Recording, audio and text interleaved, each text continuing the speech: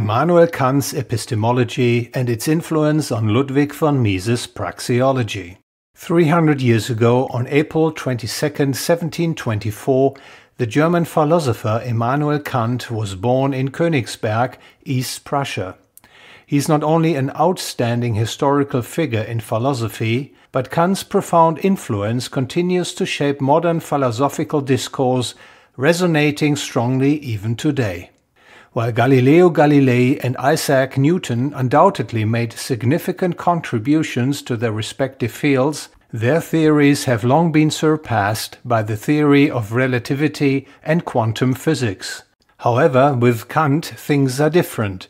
Especially today, amidst the many challenges of our world, Kant's writings offer a beacon of guidance. Especially because Kant epitomized the ideals of the Enlightenment. Amidst the intellectual currents of his era, he confronted the opposing forces of the anti-Enlightenment, a struggle that unfortunately continues today, anti-Enlightenment persisting with vigor. In fact, it has returned with a bang. In his seminal 1784 essay, answering the question, "What is Enlightenment?" Kant boldly confronted these challenges from the outset. Enlightenment is man's emergence from his self-imposed immaturity. Immaturity is the inability to use one's understanding without guidance from another. This immaturity is self-inflicted, not from the lack of understanding, but from the lack of resolve and courage to use it without guidance from another. Sapere aude. Have the courage to use your own reason is the motto of enlightenment. Kant explains that laziness and cowardice are why many people resign themselves to external intellectual guidance, allowing themselves to be dominated by self-appointed guardians. He emphasizes that the path to enlightenment demands courage to overcome cowardice and laziness, necessitating independent thought and taking the liberty to exercise one's own understanding. Yet, given the prevailing lack of enlightenment in his era, Kant cautioned against rash, revolutionary responses to the forces of anti-enlightenment. He astutely recognized that genuine progress could only happen once people attain enlightenment and learn to freely wield their reason. As Kant puts it, perhaps a revolution can overthrow autocratic despotism and profiteering or power-grabbing oppression, but it can never truly reform a manner of thinking. Instead, new prejudices, just like the old ones they replace, will serve as a leash for the great unthinking mass.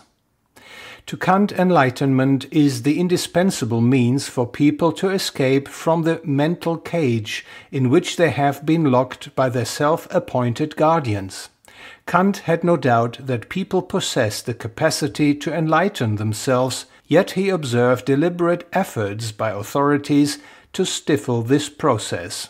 In today's context, Kant would likely align deeply and firmly with the advocates of unrestricted free speech, especially given his own experiences with censorship. What stands out from his extensive oeuvre is his Critique of Pure Reason, first published in 1781. In this seminal work he grapples with three fundamental questions. What can I know? What should I do? And what can I hope for? These questions delve into the realm of epistemology, ethics, and theology, respectively. Of particular interest to us at this point are Kant's epistemological considerations, the origin, scope, and limits of human knowledge. At their core lies Kant's endeavor to ascertain the viability of metaphysics, the realms beyond sensory experience, such as God, the immortality of the soul, and free will, as legitimate science.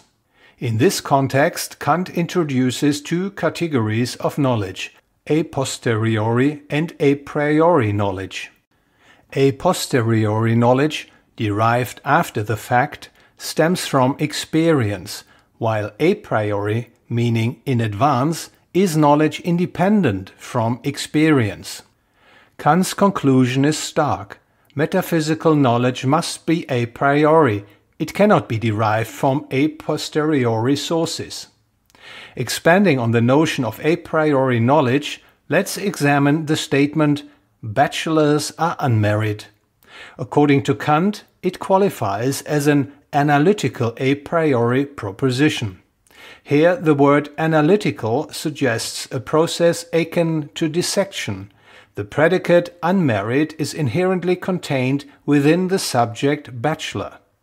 Thus, one does not need empirical observation to recognize the truth of the analytical a priori statement, "Bachelors are unmarried."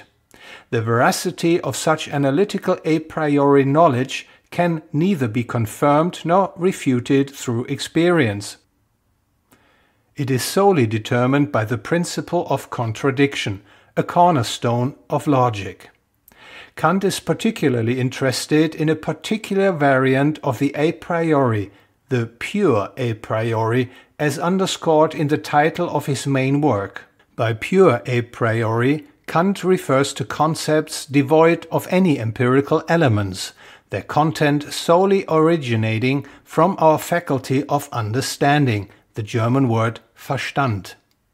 In the case of the analytical a priori statement, "Bachelors are unmarried," one must undoubtedly grasp the concept of what a bachelor is, and understanding the defining characteristics. However, the pure a priori operates differently. Its content emanates solely from our faculty of understanding. For example, Kant would classify a mathematical proposition such as "all points on the circle are equidistant from its center" as pure a priori knowledge. Its truth cannot be conclusively confirmed or refuted by experience. It can only be validated through logical, experience-independent reasoning. The concepts within such propositions derive exclusively from the realm of understanding. Now on to Kant's groundbreaking insight, his introduction of a Copernican revolution in thought.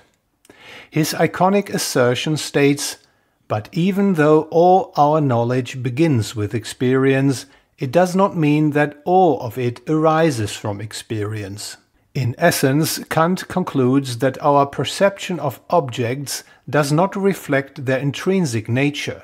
Instead, we impose properties or conditions on objects of experience based on exercising our cognitive faculties. According to Kant, all objects of experience must meet these conditions, and statements asserting that objects of experience are subject to these conditions are what Kant terms synthetic statements or judgments a priori. Here, the term synthetic denotes the expansion or augmentation of knowledge. In Kant's own words, "The conditions of the possibility of experience in general are at the same time conditions of the possibility of the objects of experience, and therefore have objective validity in a synthetic judgment a priori. Synthetic a priori judgments expand our understanding beyond the concepts already present a priori. If synthetic judgments exist, and Kant indeed explores their possibility and identifies the conditions for their existence, then we can acquire knowledge about the world without relying directly or indirectly on empirical evidence. In the epistemological work of Ludwig von Mises, there are not only clear parallels but also lines of reference to Kant's theory of knowledge. Mises not only employs the term a priori and occasionally references Kant, but also rationalizes the use of a priori knowledge as the appropriate method for the social and economic sciences, the logic of human action, which he terms praxeology. According to Mises, social and economic science can only be conceptualized as a priori sciences of human action, rather than empirical science. The pivotal point of this consideration lies in the sentence "human acts." While it may sound mundane, it is anything but trivial. The statement "human acts" stands irrefutably true, as denying it would inherently contradict itself. To assert "human does not act" is an act in itself, directly contradicting the statement. Thus, "human acts" holds a valid a priori position, serving as the foundation for which further true statements or categories of human action can be deduced. For instance, human action is inherently goal-oriented, necessitating the employment of means.